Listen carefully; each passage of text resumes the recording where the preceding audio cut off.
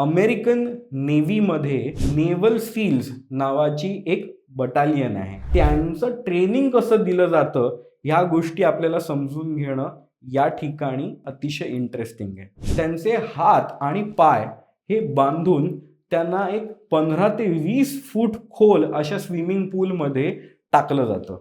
ज्या वेळेला आपण पाण्यामध्ये बुडत असू आणि हात पाय झाडत असू तर आपला ऑक्सिजन, आपली एनर्जी जास्त कंझ्युम होते. म्हणून अशा प्रसंगी हात आणि पाय देखील आपले न चालवता आपण जर शांतपणे स्वतःला बुडू दिलं तर आपण जसे पाण्याच्या एकदम तळाशी जातो, आपल्या तळव्यांनी जोरदार हिसका जमिनीला देऊन आपण बॉयन्सी इफेक्टनी आपण वर यायला लागतो.